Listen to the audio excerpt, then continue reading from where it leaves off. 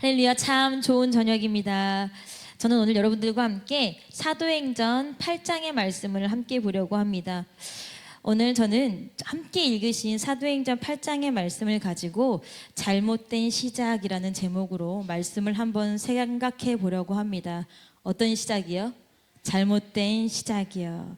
자, 이 오늘 8장의 말씀은요, 예루살렘이 너무 이제 극심한 박해가 시작이 되었어요. 그래서 8장 1절에 보면 우리가 잘 아는 이제 사울이라는 사람이 등장해서 본격적인 박해와 핍박이 시작되는데, 그러다 보니까 예루살렘에 모여 있던 사람들이요, 박해가 너무 예루살렘을 집중적으로 이제 너무 심하다 보니까 믿는 사람들이 다 그 박해를 피해서 흩어지게 됩니다. 이때 예수님의 12제자 중에 하나인 빌립이 사마리아 성으로 내려갑니다. 그래서 사마리아 성에 내려가서 그리스도, 죽었다가 다시 살아나신 예수 그리스도 복음을 전합니다.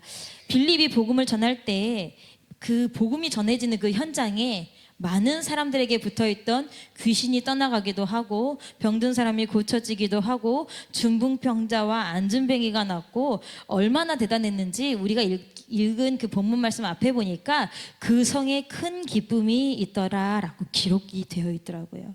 근데 이 기쁜 상황, 이 복음이 전해져서 사마리아 성이 아주 난리가 난 상황 가운데 이 모든 상황을 주시한 사람이 있으니 오늘 여러분들에게 소개시켜 드릴 사람은 바로 시몬입니다. 여러분, 시몬은요, 원래 사마리아 성에 살고 있던 마술사예요. 신기하게 그 당시에 어떻게 이런 능력을 갖고 있는 사람이 있을지 모르겠지만 마술사였는데, 그냥 뭐 말로만 마술사가 아니라 하나님의 능력이라고 일컬어질 만큼 무언가 기적과 신기한 일을 행했던 마술사였어요. 그래서 자칭, 여기 오늘 말씀에 보면 자칭 뭐 큰 자다라고 하지만 성경에 보니까 낮은 사람부터 높은 사람, 10절에 나오거든요. 8장 10절에 뭐 안 찾아보셔도 돼요. 낮은 사람부터 높은 사람들까지 다 누구의 말이라면, 시몬의 말이라면 청종하고 들었어요. 그래서 야, 놀라운 사람이다, 야, 정말 저 사람은 하나님의 능력이 가득한 사람이야 라고 인정받던 사람인데, 그런데 이 사마리아 성의 유일무이한 마술사였던 이 시몬을 제쳐두고 새로운 인물이 등장해서, 그게 누구예요? 빌립이었던 거예요. 시몬은 자기가 봤을 때 자기보다 더 큰 마술사를 본 적이 없는데, 사람들에게 안수하고 기도할 때마다 병이 떠나가고 안진뱅이가 일어나고 하는 그런 것들을 보니까 너무너무 놀랐어요. 그래서 이 복음으로 확 뒤집힌 사마리아 사람들이 빌립이 침례를 베풀 때 전혀 부담 없이 반항한 마음 없이 복음에 순종하여 침례를 받고, 그 많은 침례자 중에 오늘의 주인공 시몬도 침례를 받습니다. 그리고 침례를 받은 그 순간부터 빌립을 따라다닙니다. 빌립을 따라다니면서 빌립이 나타내는 표적과 능력을 계속 경험하게 됩니다. 그러던 어느 날 어디에서, 이 사마리아 성에서 시몬을 더 놀라게 하는 일이 있었으니 그것이 바로 우리가 읽은 본문의 말씀입니다. 이 사마리아 성에서 일어나는 복음에 확 뒤집어진 능력과 역동적인 복음이 얼마나 놀라웠던지 어디까지, 예루살렘까지 전달이 되었어요. 그래서 예루살렘 선교 본부에 있는 다른 사도들에게 들려져서 그 사마리아 성의 어떻게까지 복음이 전해졌는지 두 사람을 누가 합니까? 파송합니다. 가서 상황을 보고 와라. 그 두 사람이 바로 베드로와 요한이었어요. 그래서 베드로와 요한이 가서 보니까 이건 뭐 빌립 한 사람이 복음을 전했는데 그 사마리아 성이 난리가 났어요. 막 사람들이 은혜를 받고 뭐를 하고 그랬습니다. 근데 베드로와 요한이 가만히 보니까 이들이 그리스도의 말씀을 듣고 복음을 인정해서 침례를 받았으나 아직 한 사람에게도 성령 받은 일이 없어서 그들에게 성령을 풀어서 가르치고 안수를 하자 이들에게 뭐가 임했어요? 성령이 임하셨습니다. 여러분, 우리가 읽은 본문 17절에는요, 이에 두 사도가 저희에게 안수함에 성령을 받는지라, 그냥 단순히 성령을 받는지라 라고 기록되어 있는데, 여러분, 이 사도행전 시대를 생각한다면 성령을 받는 사람들에게 나타나는 분명한 외적 증거가 있었을 거예요. 방언을 말한다던가, 그들끼리 다른 능력을 받았다던가, 한쪽에서는 방언을 말하고 한쪽에서는 통변을 말한다던가, 한쪽에서는 그리스도께서 살아계신 일들을 막 이적을 말한다던가, 성경에는 성령을 받았더라라고 말하지만 성령을 받은 외적 증거가 분명히 있었을 거예요. 이것을 본 시몬은 놀랐습니다. 그래, 이거야. 그래서 베드로와 요한을 찾아가서 그가 앞에 돈을 내어놓고 자기도 당신들처럼 안수하면 누구에게나 성령을 받을 수 있는 능력을 달라고 요청합니다. 이 요청에 시몬이 얻은 것이 무엇입니까? 시몬이 원하는 것처럼 안수하는 자에게 성령이 임하는 놀라운 권능이 임한 것이 아니라 멸망, 책망, 폭망이 임했습니다. 사실 여러분, 저희가 사도행전 8장 14절부터 24절을 읽었기 때문에 우리가 시몬은 처음부터 의도가 나빴어 라고 말하지만, 처음에 우리가 읽은 본문 앞을 보면요, 시몬의 숨은 의도를 파악하기가 쉽지 않아요. 12절, 13절 제가 읽어드릴게요. 8장 12절 13절이에요. 빌립이 하나님 나라와 및 예수 그리스도의 이름에 관하여 전도함을 저희가 믿고 남녀가 다 침례를 받으니 시몬도 믿고 침례를 받은 후에 전심으로 빌립을 따라다니며 그 나타나는 표적과 큰 능력을 보고 놀라니라. 13절에 보니까 시몬도 믿고 라고 기록이 돼 있어요. 그리고 그 뒤에 보니까 전심으로 이 부분을 읽으면, 야, 시몬이 정말 복음을 믿었나 보다, 예수님을 믿었나 보다, 얼마나 능력을 믿었으면, 얼마나 복음의 능력을 믿었으면 이렇게까지 사모하여서 전심으로 따랐을까. 전심이 뭐예요? 온 마음을 다해서 완전히 집중해서 빌립을 따라다녔다는 얘기예요. 그런데 그렇게 감추어졌던 시몬의 속내, 시몬이 빌립을 따라다닌 이유가요, 성령의 사람인 베드로와 요한 사도 앞에 적나라하게 드러납니다. 첫 번째 21절에 보니까요, 시몬이 마음에 품은 것을 가지고 베드로가 뭐라고 말하냐면, 21절에 내 마음이 바르지 못하다. 야, 네 마음은 정말 잘못됐어. 그 다음 22절에 그러므로 너의 이 악함을 회개하고 마음에 품은 것을, 그 다음에 23절에 내가 보니 너는 뭐가 가득하대요? 악독이 가득하며 불의에 매인 바 되었도다. 시몬이요, 믿고 전심으로 쫓아다녔던 이유는요, 복음과 성령의 능력이 아니에요. 시몬의 마음에 가득한 것은요, 바르지 못하고 악독과 불의가 가득한 악함밖에 없는 마음만 가득했어요. 왜 그런 거예요? 무엇에 사로잡혀서 그런 거예요? 20절에 힌트가 나오지요. 은 때문에, 돈 때문에. 빌립과 같은 능력이 있으면 내가 사마리아 성에서 조금 더 돈을 벌 수 있겠다. 사마리아 성이 아니라 이웃성에도 진출을 할 수 있겠다. 여러분, 시몬의 직업 제가 아까 처음에 말씀드렸어요. 누구라 그랬어요? 마술사라고 그랬어요. 빌립이 오기 전까지는요, 유일한 마술사였어요. 하나님의 능력이라고 불릴 만큼 굉장한 마술사였어요. 그런데 그가 빌립을 만났을 때 사실 복음의 능력에 매료되었다기보다 그냥 눈앞에서 겉으로 드러나는 이적과 표적에 매료되었던 거예요. 시몬은 복음을 듣기 위해서가 아니라 빌립이 능력을 부리는 그 힘의 근원이 궁금했기 때문에 빌립을 따라다녔던 거예요. 그렇기 때문에 돈이 얼마가 들어도, 시간이 얼마가 들어도 그 능력만 있다면 나는 제2의 화려한 전성기를 맞이할 수 있어 라는 생각으로 개인의 사욕을 가지고 시작한 복음의 시작이었습니다. 그리고 이 시몬의 마음은 성령의 사람 앞에서 적나라하게 드러났습니다. 여러분, 우리가 요즘 우리가 말하는 복음, 우리가 말하는 전도를 한번 생각해 봅시다. 여러분들은 이웃 사람들에게, 여러분들은 주변의 사람들에게 전도할 때 뭐라고 전도하십니까? 예수 그리스도의 목적을 무엇라고 말씀하고 계십니까? 많은 사람들이 복음의 문턱이 너무 낮춰졌다, 교회의 문턱이 너무 낮춰졌다, 복음이 능력이 없다, 잘못된 복음이 전파되고 있다라고 얘기를 하는데, 여러분, 왜 우리의 복음이 잘못되었다고 얘기하는 걸까요? 왜 우리의 복음이 잘못되었을까요? 예수님 믿으면 병 고침 받잖아요. 예수님 믿으면 평안함 얻잖아요. 예수님 믿으면 가정과 자녀가 잘 되잖아요. 우리가 흔히 말하는 복을 받잖아요. 뭐가 문제일까요? 그것은 회개가 없는 복음이기 때문에 그렇습니다. 만약에 시몬이 예수 그리스도, 빌립이 전한 그리스도를 듣고 회개를 했다면 이런 결과는 안 나왔을 거예요. 근데 시몬의 눈에는요, 회개보다 뭐가 먼저였어요? 이적과 표적이 먼저였어요. 여러분, 신약 성경 구약 성경, 이 신약과 구약 성경이 일부만 취해서 사람들에게 전달하면요, 그거는 100% 가짜 예수를 전달하는 거예요. 상대에 상관없이 우리가 전해야 할 진정한 복음은 오직 하나뿐입니다. 바로 회개. 우리의 모든 죄를 먼저 회개할 수 있는 복음이 먼저 되어야 됩니다.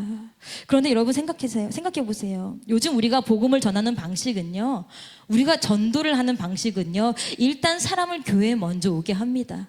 좋은 말로, 편안한 말로 일단 사람을 교회에 오게 해요.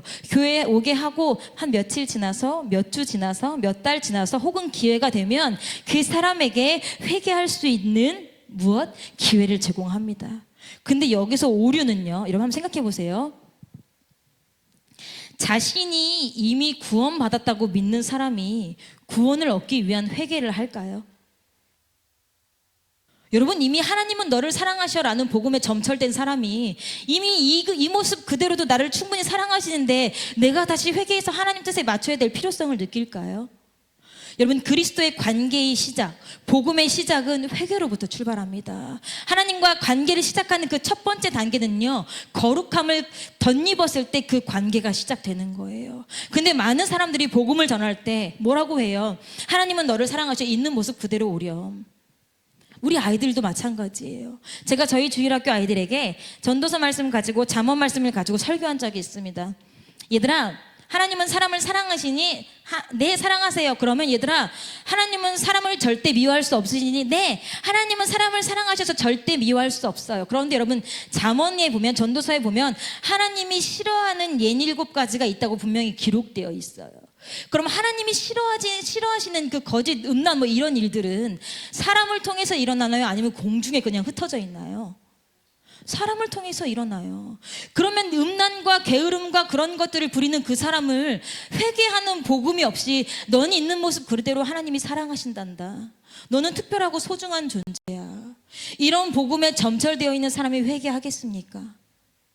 이런 복음에 점철되어 있는 사람이 회개라는 단어를 받아들일 수 있겠습니까?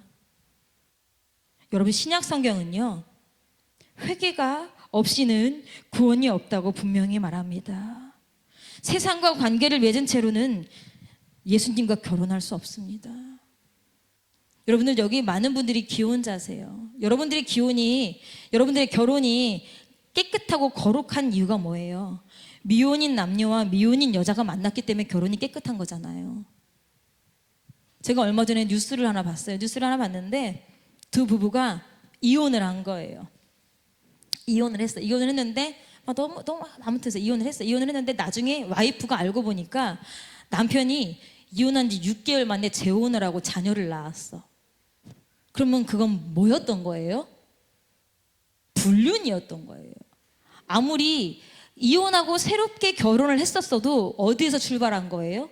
불륜에서 출발한 거예요. 아내가 있는 사람이었잖아. 여러분, 우리도 세상에 그런 일 굉장히 많아요. 호적 정리를 하지 못해요. 왜 호적 정리를 하지 못해요?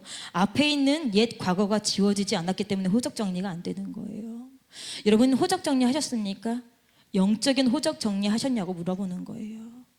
여러분들이 영적으로 세상과 끊어내지 않고, 죄를 끊어내지 않고는요, 예수님하고 진실한 관계가 안 되는 거예요. 여러분, 주변에 사람들 한번 곰곰이 생각해 보세요. 나는 이 사람하고 친한 것 같은데 때때로 이 사람하고 틀어질 때가 있어. 나는 이 사람하고 친한 것 같은데 무언가 선이 있고 벽이 있어.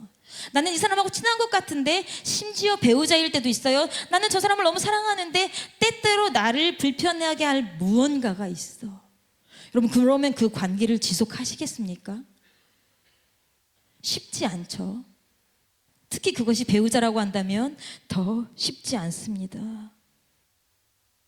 여러분, 커뮤니케이션, 그러니까 서로 소통하는 방법을 가르쳐주는 전문가들, 심리상담가들은 뭐라고 얘기하냐면요, 대화를 할 때, 서로 말을 할 때에 내가 하고 싶은, 전달하고 싶은 요점을 분명히 말해라. 비꼬아서 말하거나 은유법으로 말하거나 빈정대지 말라고 말을 해요. 그렇다고 한다면 하나님께서도 똑같이 말씀하실 거예요. 야, 너 복음 전하는 건 좋은데 복음은 요점을 정확히 전달해야 돼. 근데 우린 복음을 어떻게 해요? 여러분, 한번 저는 어렸을 때 제가 이제 가정에서 이렇게 자라고 성장을 하면서 사춘기 얼마나 고민이 많습니까? 막 친구랑 싸우기도 하고 여러 가지 고민들이 많아요.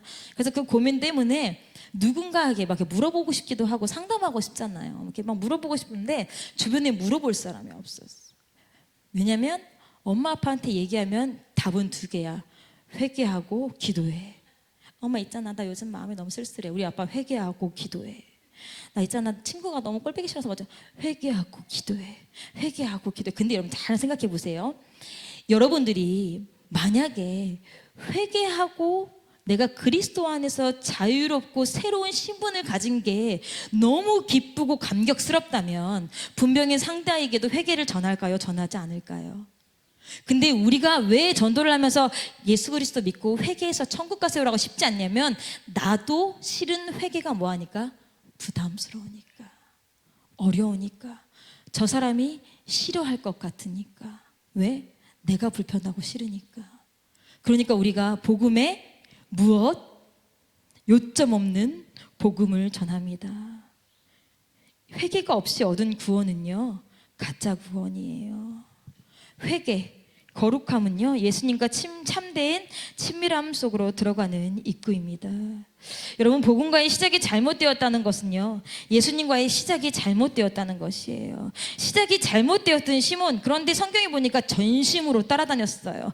빌립의 능력을 따라다녔으나 겉으로는요, 복음을 따라다니는 것처럼 보였어요. 여러분, 우리가 굉장히 중요하게 알게요. 여러분들, 많은 사람들이 예수 그리스도를 믿는 것 같으나 예수 그리스도를 따라다니는 목적, 은밀한 목적이 다를 수 있어요.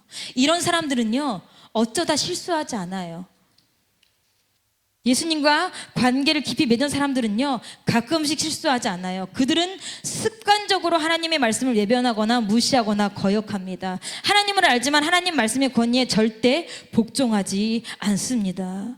많은 교회들, 많은 제자 훈련을 하는 교회들, 신약 성경에서 그들은 이제 구약을 읽지 않으니까 구약을 없는 말씀이다라고 하는 교회들도 있으니까 신약 성경에서 기분 좋고 희망적인 내용만 가르치고 있습니다. 사실상 진리에 대해서는 침묵하고 있습니다.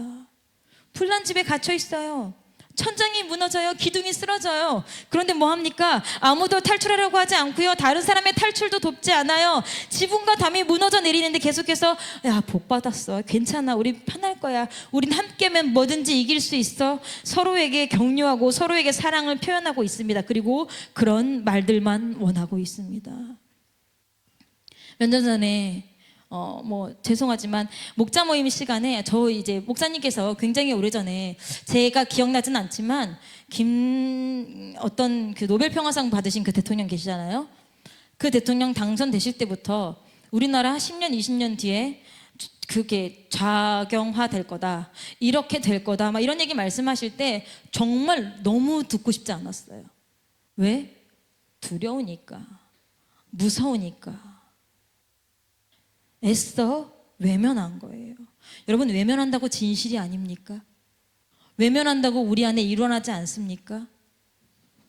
근데 우리가 과감히 마주해서 다루지 않는 것은요, 바뀌지 않는데요.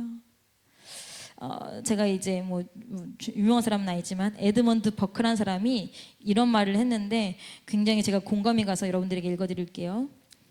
악이 이기기 위해, 그러니까 선과 악이 이기기 위해 필요한 것은 뭘까요? 악이 이기기 위해 필요한 것. 악이 이기기 위해 필요한 것은요, 단지 선한 사람들이 아무것도 하지 않는 것뿐이다. 선한 사람들이 아무것도 하지 않으면 악은 이긴대요. 야, 너까지 그렇게 할 필요 없어. 다른 사람들이 할 거야. 야, 굳이 너가 해야 돼? 그냥 있자. 언젠간 진리가 승리해. 아무것도 하지 않는데 어떻게 진리가 승리해요? 그건 누구도 일하지 않는데 어떻게 진리가 승리해요? 내가 진리를 갖고 있다고 한들 그 진리를 목소리 높여 내지 않는데 어떻게 진리가 승리합니까? 그거와 마찬가지로 우리도 예수 그리스도와 복음의 시작을 잘못한 사람이 있다면 아이야, 그건 잘못된 거야. 집사님, 성도님, 잘못된 거야. 저는 굉장히 덜렁거리는 사람이에요. 그래서 단추를 잘못 채울 때가 많아요. 여러분, 첫 단추 잘못 끼우면 마지막에 남은 단추 있어요, 없어요? 없어요. 또 하나, 첫 단추를 잘 끼웠다 하더라도 중간에 단추 하나 빼먹으면 나머지 단추 채울 때 있어요, 없어요? 없어요. 그래서 단추는 차곡차곡 순서에 맞게 끼워가는 게 뭐예요? 중요한 거예요. 얼마 전에 몇 년 전에 대한민국을 강타한 패션이 있었죠. 단추 일부러 삐뚤게 이렇게 해가지고, 난방 기억나세요? 젊은 MZ세대 여러분?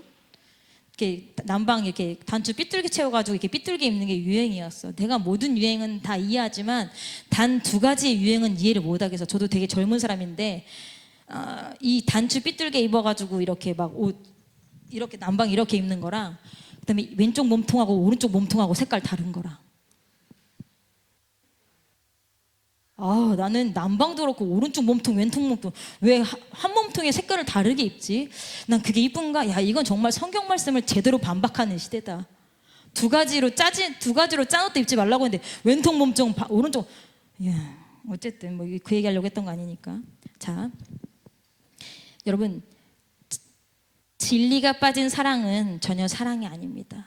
가짜 사랑입니다. 여러분, 진리인 회개가 빠진 복음은 가짜 복음입니다. 전혀 복음이 아닙니다. 여러분, 그리스도의 사랑도요, 너를 위해서, 지옥 갈 너를 위해서 십자가에 죽으신 예수 그리스도의 사랑, 그 죽음이 빠진 사랑은요 가짜 사랑이에요. 여러분, 한번 생각해 보세요. 한 사람이 길을 뚜벅뚜벅 걸어가는데 조금만 더 가면 낭떠러지가 나올 거예요. 근데 그 낭떠러지가 나오는데 낭떠러지 앞에서 내가 이 사람 너 길 잘못 들었어, 그 길로 계속 가면 너 낭떠러지에 떨어질 거야, 이렇게 얘기하면 상대방이 싫어하겠지?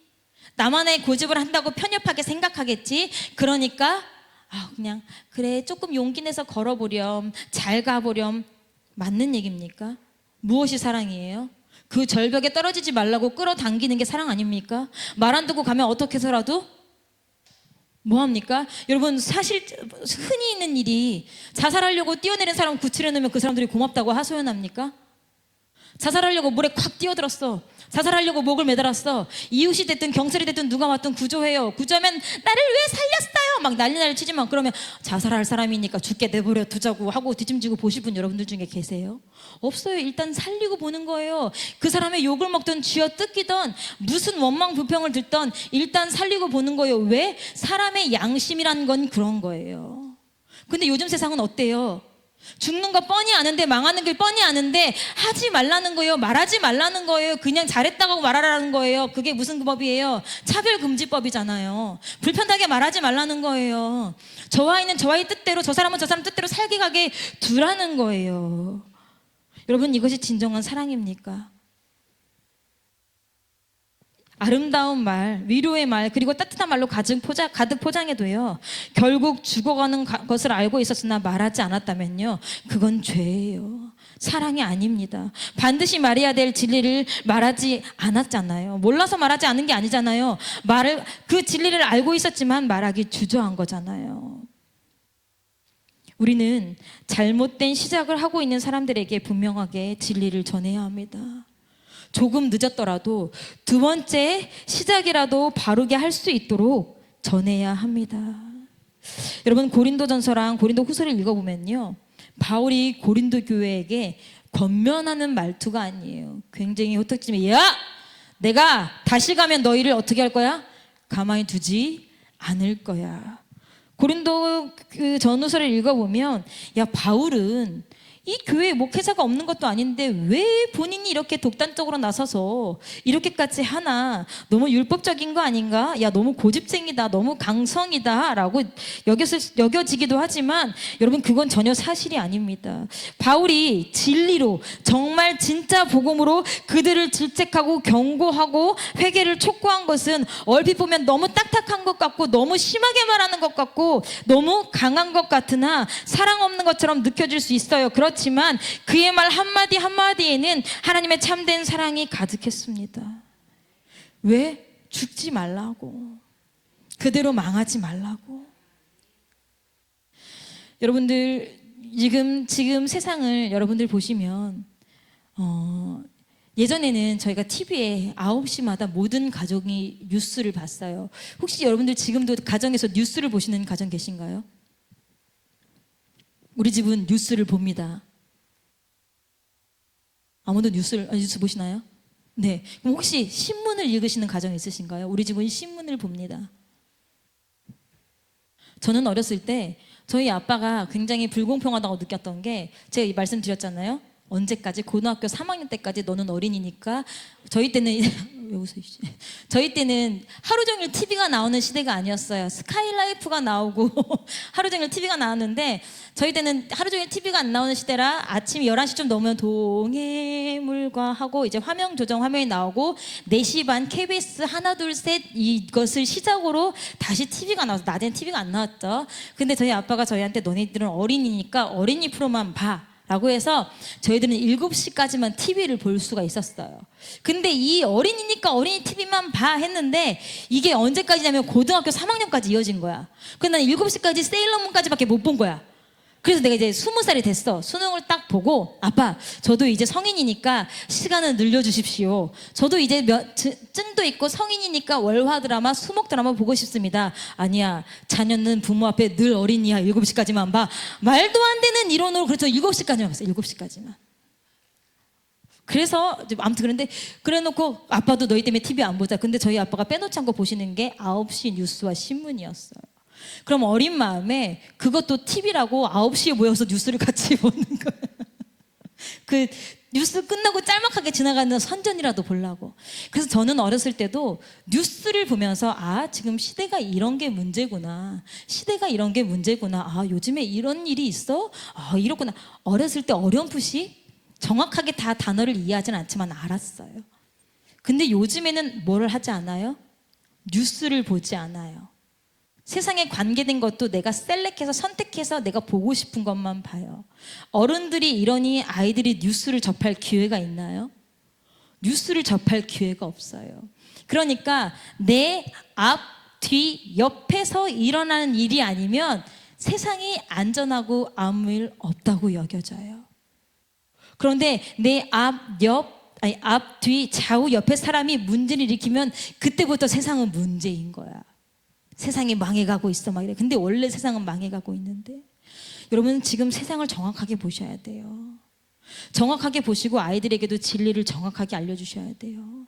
정확하게 보시고, 이 험한 세상, 어차피 불타서 끝나는 이 세상에서 우리가 살아남을 수 있는 방법이 그리스도인데, 왜 그리스도가 너희들에게 살 수 있는 방법이니 구체적으로 부모님들이 알려주셔야 돼요. 그것을 알려주시기 위해 바울은 사람들이 너무 말씀이 강한 거 아니야? 너무 편협적인 거 아니야? 너무 율법적인 거 아니야? 라는 오해를 받으면서도 뭐 했어요? 자기가 해야 할 말은 했어요. 여러분, 고린도 후서 12장 15절 말씀을 한번 찾아보시겠습니다. 고린도 후서 12장 15절입니다.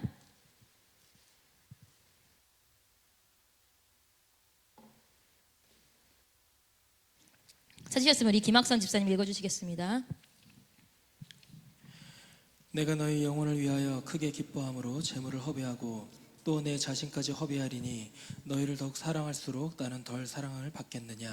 아멘. 무슨 말이냐면요, 내가 고린도 교회 이 답답한 얘들아, 내가 너희를 얼마나 사랑하냐면, 내가 내 물질을, 내 재물을, 내 자신까지 허비하는 것만큼 너희들을 사랑해. 그런데 내가 너희를 이렇게 사랑하는 것처럼 사랑하는데 그런다고 나는 사랑을 덜 받겠니? 내가 너희들이 이렇게 애쓰고 힘쓰고 사랑하는 것만큼 나도 하늘에 계신 그분께, 그리고 진실한 성도들에게 사랑을 받을 거야. 그러니까 내가 하는 말은 무엇 때문에? 사랑하기 때문에 하는 말이야. 만약에 바울의 이런 마음을 하나님이 인정하지 않으셨으면 기록하게 내버려 두시지 않으셨을 거예요. 하나님도 바울이 하는 그 모든 말을 뭐 하니까? 사랑으로 하는 것이라고 인정을 하니까 오늘까지 우리에게 가장 아름답고 가장 주옥 같은 책으로 고린도 전후서를 읽고 있는 거 아닙니까? 여러분, 시몬은요, 우리가 솔직히 이 세상을 살 때 겨우 7, 80년 살면 굳이 남의 일에 관여하지 않아도 돼요. 그렇지 않아요? 굳이 7, 80년만 살 것 같으면 내 일에도 남의 일에도 그렇게 열심히 살 필요가 없어요. 근데 그리스도인은 영혼의 관점으로 삶을 바라봐야 돼요. 당장 내 아이가 어떤 직업을 가질 것이냐. 야, 너 그렇게 공부 못하면 나중에 대학 못 가고, 대학 못 가면 직업 찾기 어렵고, 직업 찾기 어려우면 너 그냥 쓰레기주 써야 돼, 폐주주 써야 돼. 그러니까 공부해가 아니라, 야, 너 지금 이렇게 살면 하나님을 멀어져. 하나님을 알지 못해. 하나님을 계속 알지 못한 채로 산다면 70년 거지처럼 살아도 그냥 나중에 천국 가면 그만인데, 너는 이렇게 살아서는 천국도 못 갈 거야. 영혼의 관점으로 애들한테 알려주셔야 되는데 영혼의 관점이 아니에요. 우리 어린 자녀를 키우는 부모님들은 어떻게 아이들을 가르치십니까? 어떤 기도 제목이 있으십니까? 하나님, 우리 아이가 어떤 기도 제목을 가지고 계세요? 제가 참 부끄럽지만 제가 저희 아이를 낳으면서 제가 참 지금 생각하면 너무너무, 제가 아이를 그렇다고 어린 나이에 낳은 것도 아니고 나이를 30 넘어서 낳는데, 하나님 앞에 제가 뭐라고 기도했냐면, 그때는 제가 제 기도 제목이 되게 우아한 줄 알았어요. 하나님, 저는 아름답고 이쁜 아이 필요 없어요. 하나님, 인형같이 이쁜 아이 주시면 감사하겠지만 그렇지 않아도 감사하겠습니다. 제가 주 앞에 한 가지 소원이 있다면 분홍색에 어울리는 아이로 주세요. 왜냐면 제가 이제 저희 그 막내 삼촌이 아기를 낳는데 여자아이는 분홍색을 입어야 되잖아요. 좀 이뻐 보이게. 난 살면서 그렇게 분홍색이 안 어울리는 애긴 처음 봤어. 딸인데도 불구하고. 그래서 그게 내가 너무 두려워서, 하나님, 저는 안 이뻐도 돼요. 쌍꺼풀 없어도 돼요. 분홍색만 있으면 됩니다. 이렇게. 얼마나 유치해요. 그리고 나서 막 사람들이, 어머나, 우리 뭐 누구누구는 분홍색이 너무 이쁘네. 하나님 감사합니다. 분홍색이 어울린다는 기도 제목을 들어주셨어요. 얼마나 한시적인 기도 제목입니까?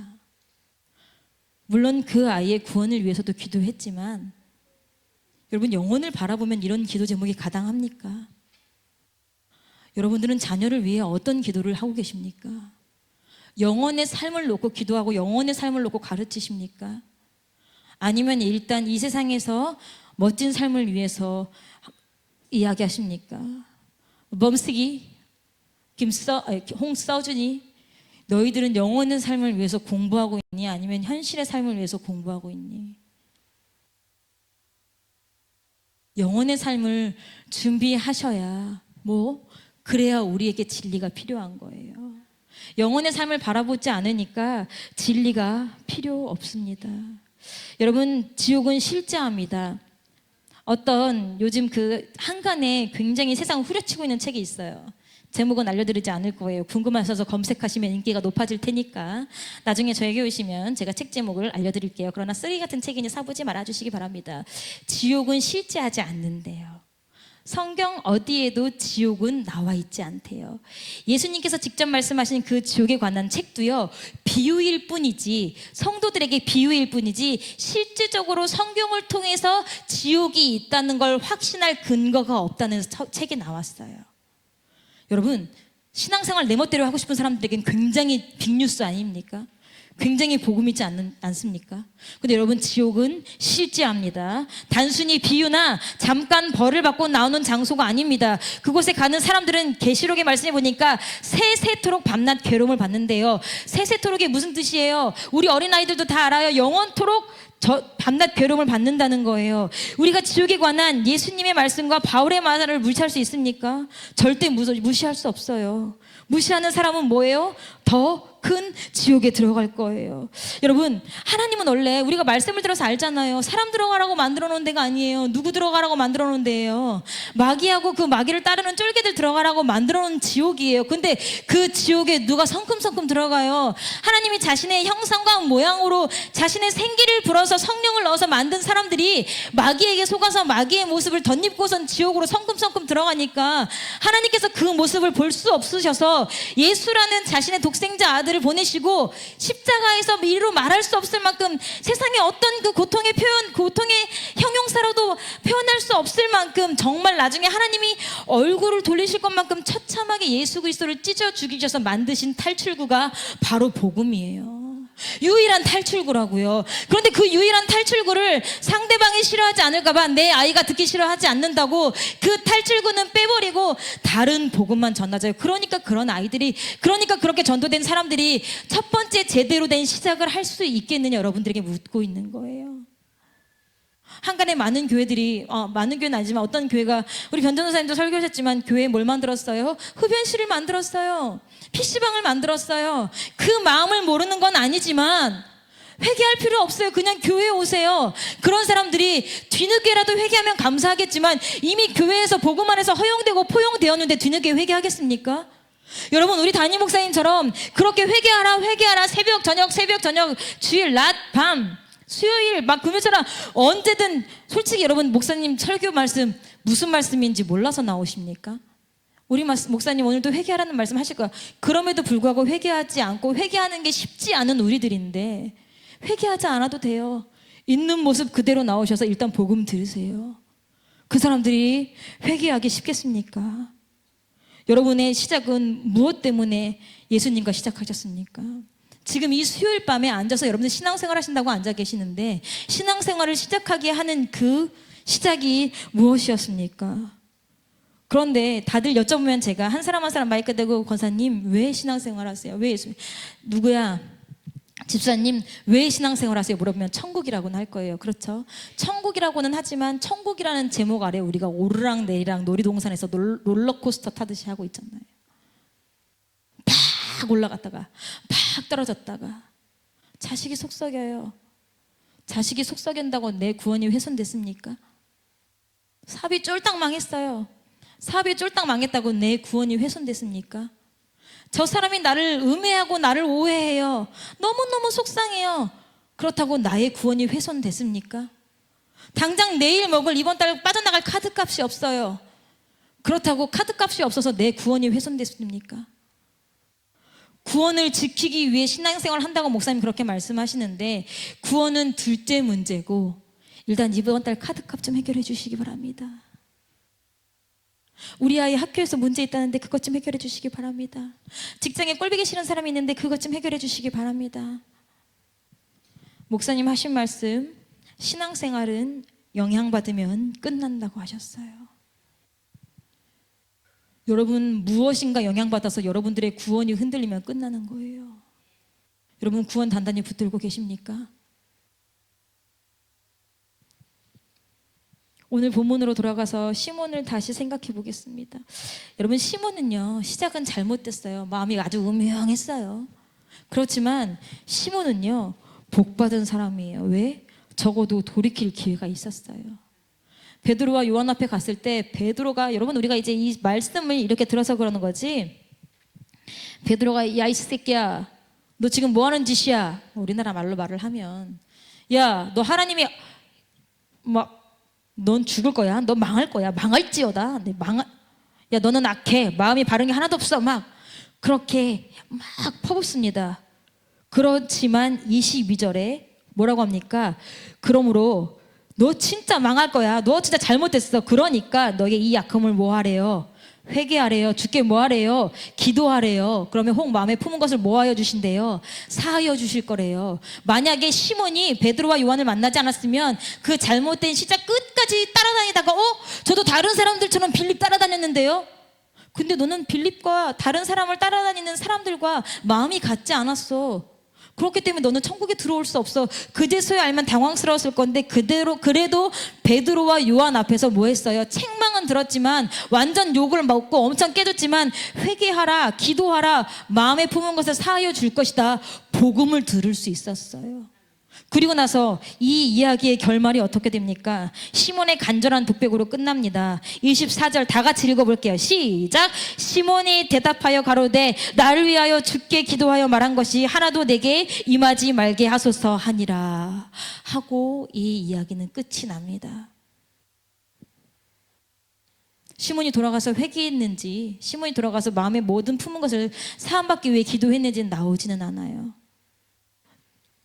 우리와 똑같아요. 담임 목사님 말씀하십니다. 여러분, 지금 이 시간 회개해야 됩니다. 여러분, 우리가 지금 이 시간 회개해야 합니다 라고 말을 하고 회개하는 사람도 있고 회개하지 못하고 끝나는 사람도 있고, 시몬의 상황과 똑같아요. 숨을 쉬는 동안, 살아있는 동안 우리에게 회개하라고 말해주는 사람이 있다는 건 정말 복입니다. 이런 말을 해주는 사람이 없이 그냥 잘한다, 수고하시네요, 괜찮습니다, 좋은 날이 올 거예요, 언젠간 기도 제목 이루어지겠죠, 이런 말에 그냥 안도하고 살다가 안도하고 살다가 죽었을 때, 이 땅을 마감했을 때 진짜 잘한 게 아니었는데, 진짜 괜찮은 게 아니었는데, 내가 진짜 수고한 게 아니었는데, 그럼 여러분은 어디에서 눈을 뜨시겠습니까? 제가 이 설교를 준비하면서 만약에 제가 저희 교회가 아니라, 저희 목사님이나 여러분들이 아니라 다른 데서 그렇게 그 세상 사람들이 소위 말하는 좀 편한 교회, 사랑이 많은 교회에서 신앙생활을 했을 때 그 누구도 새벽 예배 드리지 않고 11조 하지 않고 주일 예배 드리지 않고 다른 사람을 미워하고 험담하는 나의 생활을 보면서 에이 그럴 수 있지, 상대방 미우면 그 정도는 할 수 있어, 아이 괜찮아, 아 그래도 교회 봉사 열심히 하잖아, 이런 말들만 해주는 사람들의 말만 믿고, 그런 목사님, 그런 권사님, 그런 장로님들의 말만 믿고 죽어서 눈을 떴는데 괜찮은 줄 알았는데 괜찮지 않은 곳에서 눈을 뜨면 그동안 나한테 괜찮다, 잘했다, 수고했다, 애썼다 하는 사람들의 얼굴이 막 스쳐 지나가면서 제 입에선 쌍욕이 나올 것 같아요. 뭐야, 그때 괜찮지 않았잖아, 그때 나 잘한 거 아니었잖아, 그때 나 안전한 거 아니었잖아, 왜 이 사람들은 말해주지 않았지? 왜 말해주지 않았을까요? 하나는 말하고 싶었으나 그냥 굳이 미움받을 용기가 없어서, 또 하나는 마태복음에 나오듯이 같은 소경이라서. 여러분들 주변에 여러분들 주변에 뭐 소경을 만나보신, 소경이라고 말하면 안 되지, 뭐라고 하죠 이거? 시각 장애인을 혹시 둬보신 적이 있나요? 제가 이제 일본에 살 때 이제 일을 하고 들어오는 길에 지하철에서 딱 내리려고 했는데 이제 뭐 하나 이 시각 장애우들이 쓰는 지팡이 하나가 저를 탁 걸렸어요. 걸려서 옆을 딱 보니까 시각 장애인인데 이렇게 그 일본 지하철에서 지하철을 가다가 똑같은 데서 계속 맴도시는 거예요. 왜냐하면 바닥에 볼록볼록 튀어나와 있는 게 정확하게 있어야 되는데 그게 표지가 잘못되니까 오른쪽으로 갔는데 없으니까 다시 돌아오시고, 또 오른쪽으로 갔는데 없으니까 돌아오시고 막 맴돌더라고요. 그래서 이제 제가 용기 있게 일본 사람에게 다가가서 야, 네 눈이 안 보이냐, 어디까지 가냐, 내가 도와주겠다라고 얘기했더니 그분이 고맙다 라면서, 그러면 미안하지만 내가 너의 팔꿈치를 잡아도 되겠니? 물어봐서 그럼요. 오케이. 남자분이셨거든요. 팔꿈치를 잡으렴. 그래서 팔꿈치를 잡고 이렇게 안내를 해서 그분이 가셔야 되는 방향까지 안내를 해드렸어요. 만약에 그 사람이 나를 봤는데 나도 똑같은 시각 장애인이라면 저한테 안내를 의뢰했겠어요? 만약에 제가 시각 장애인이라면 그 사람을 안내하겠어요? 서로 알아보지도 못했을 거예요. 자, 여러분들이 시각 장애인이라고 가정을 해봅시다. 영적으로. 그럼 여러분들 옆에는 소경이 있었으면 좋겠어요? 앞을 잘 보는 사람이 있었으면 좋겠어요? 앞을 잘 보는 사람이 있었으면 좋겠죠? 왜? 그래야 잘 갈 거니까. 중학교 때 제가 굉장히 말썽꾸러기였는데 학교를 막 뛰어가다가 제가 친구를 진탕 괴롭히고 막 뛰어서 도망을 가다가 학교는 이렇게 중앙현관이 있고 양쪽 사이드에 현관이 있잖아요. 동대전 중학교 나왔어요. 산 위에 있는, 어쨌든 막 뛰어가다가 까까까 웃으면서 그 중앙현관을 빵 밀고 갔는데 문이 잠겨 있었어. 그래서 그대로 밖으로 이렇게 날아가가지고 이렇게, 진짜 그때 죽는 줄 알았어요. 그래서 제가 원래 코가 되게 이뻤는데 그때 망가진 것 같아요.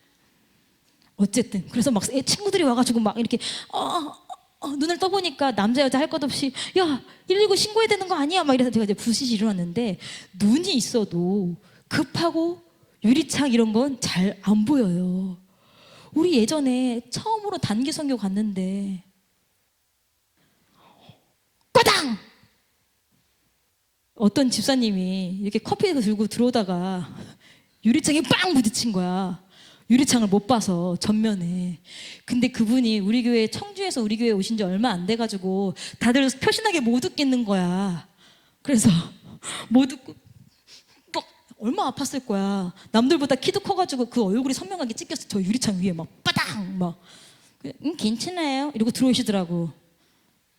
내 성대모사로 누군지 알았을라나? 괜찮습니다. 잘 눈을 떠도 못 보고 실수할 때가 있는 거예요. 그러니까 뭐 하는 거예요? 옆에 사람이 알려주기도 하고 도와주기도 하는 거예요.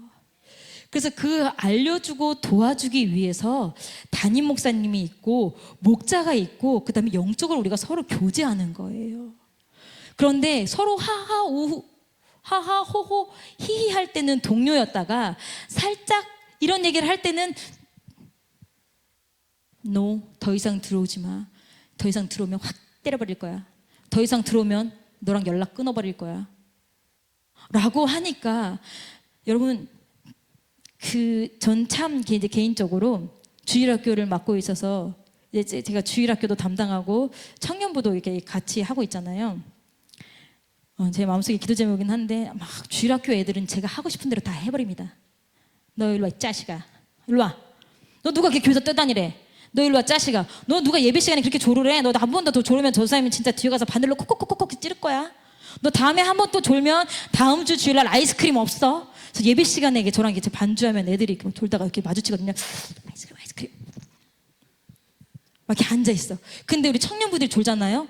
너 왜 졸아, 이 자식아. 이렇게 말하면 걔네 가만히 있겠어요? 가만히 안 있어요. 왜? 이미 내가 어른이고 내가 성인인데 내가 너한테 그런 이야기를 들을 필요가 없다 이거야. 그러니 내가 교회를 안 나오고 말지. 어린애들은 다 들어준대. 그래서 청년들한테는 제가 비록 직설적이지만 말을 고르고 골라서 하는 게 정인 거예요. 저도 이런데 신앙생활 담임 목사님 말씀에 순종하겠습니다. 담임 목사님 말씀에 그 질책에 우리가 허용하고 수용하겠습니다 라고 여러분들 동의하시니까 설림교회 다니시는 거잖아요. 그런데 그 담임 목사님이 여러분들을 어떻게 해볼 수 없는 성도로 남아있다면 그게 바른 목회와 목양 관계겠습니까? 그럼 여러분은 도대체 어디 가서 누구의 말씀을 들으시면서 신앙생활을 하시겠습니까? 나중에 제가 아까 상상했던 것처럼 눈을 떴을 때 지옥이 있는 걸 내가 알았을 때 야, 왜 우리 담임 목사님 나 이렇게 지옥 갈 거 알면서도 말 안 해줬지? 그때 썩나고 욕 나오지 않으시겠어요? 근데 담임 목사님이 여러분 한번 곰곰이 생각해 보세요. 우리 담임 목사님은 마음이 너무 여리셔서 내가 잘못하거나 내가 실수하는 걸 말씀을 못 하신다 1번. 아니, 내가 담임 목사님이 나에게 무슨 말씀을 하시기 전에 차단한다. 뭐예요? 제가 봤을 때 담임 목사님 마음이 여리셔서 김학서 집사한테 뭐라고 얘기하고 막 혼자 우시고 그러실 분은 아니세요. 왜? 바울처럼 사랑하니까 너희 자식 내가 가시가면 가만두지 않을 거야. 근데 우리가 어떻게 해요? 미리 알고 누굴 피해요? 목사님을 피해요. 미리 알고. 너무 부끄럽지만 제가 월요일날 대놓고 새벽 예배를 안 나오는 이유 중에 하나는 출근을 안 해서 그래요. 그럼 조회 시간에 목사님 볼 일이 없으니까 마음이 덜 불편하거든요. 근데 제가 출근은 하는 날 새벽 예배를 못 나갔다? 그러면 출근할 때 정말 죽고 싶어요. 그 30분의 잠이 뭐라고 내가 이 아침에 이렇게 두려움을 맞이하는가. 여러분 나중에 예수님 오실 때를 생각해 보세요.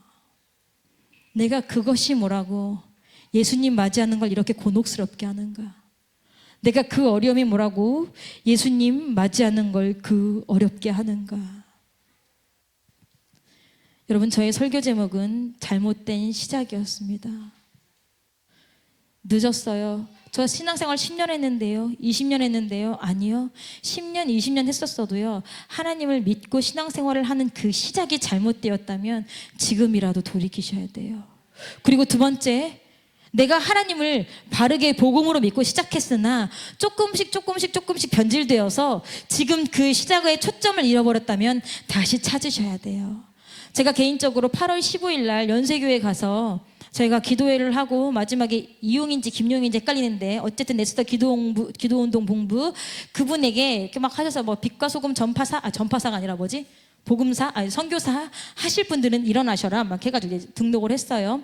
근데 어저께 딱 올라온 공지가 여러분들 여전히 빛과 소금 선교사의 초심을 가지고 계십니까? 여러분들이 빛과 선교사를 신청하셨던 그 초심을 잃지 않기 위해 다시 한번 강의를 보시고 한 줄 평을 남겨주시기 바랍니다. 했쥬? 아직 그 방에 남아있지 않아? 그 방에 남아있지 않아요? 그 방에 남아있지 않아요? 우리가 내 스스로 하겠다고 약속한 것도 초심을 잃기가 쉬워요. 잃어버린 게 아니라 아예 기억도 나지 않아. 그래서 간격적으로 여러분들 빛과 선교사 왜 신청하셨는지 초심을 기억하시기 바랍니다 하고 우리가 그때 듣고 듣고 신청했던 그 강의를 간격적으로 올려주세요. 초심을 잃지 말라고. 여러분, 초심을 잃지 마셔야 돼요. 내가 왜 예수를 만나기 시작했는지, 내가 왜 이 신앙생활이라는 길에 겁없이 뛰어들었는지, 각자 봉사하시고 찬양하시고 사역하시는 분들은 내가 왜 24년 하나님 앞에 찬양하기로 했는지, 내가 왜 24년 하나님 앞에 교사하기로 했는지, 내가 왜 24년 하나님 앞에 목자하기로 했는지, 그 시작을 잊어버리시면 안 돼요. 시작을 잊어버리면 끝도 없어요. 결말이 없단 얘기예요. 우리 이 시간 잠깐 기도하기를 원합니다. 여러분이 왜 예수님 믿으십니까? 여러분, 우리가 왜 신앙생활을 합니까?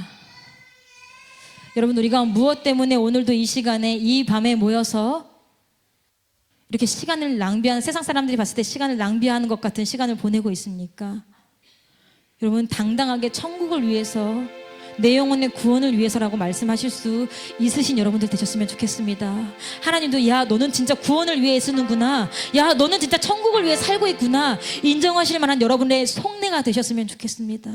그런데 시몬처럼, 아나니아와 삽비라처럼, 사울처럼 다른 속내를 가지고 있다가 하나님 앞에 거부당한다면, 여러분, 지금 회개한다면 돌이킬 수 있는 기회가 있지만, 지금도 우리가 돌이키지 못해서 마지막 주 앞에서 그 속내가 드러난다면, 그땐 여러분 어떻게 하시겠습니까? 우리 이 시간 주여 세 번으로 지금 기도하실 때에, 하나님, 나를 순수하게 하시옵소서. 내가 예수 믿는 목적이, 내가 지금 예배드리는 목적이, 내가 기도하는 목적이 주 앞에 순수하게 하시옵소서. 예수님 한 사람만 사랑하게 하시옵소서. 예수님 하나만 믿게 하시옵소서. 구원 하나 얻은 것 그거로 감사하고 만족하게 하시옵소서. 그 어떤 것도, 그 어떤 기도 제목도, 그 어떤 상실감과 그 어떤 문제도 나의 구원과 나의 천국을 훼손하지 않게 하여 주시옵소서. 세상에 가득 채웠던 나의 기도 제목이 이제는 영적 생활, 나의 구원의 생활의 기도 제목으로 바꿔지게 하시옵소서. 우리 이 시간 주여 세 번으로 짓고 간절하게 기도하시겠습니다. 주여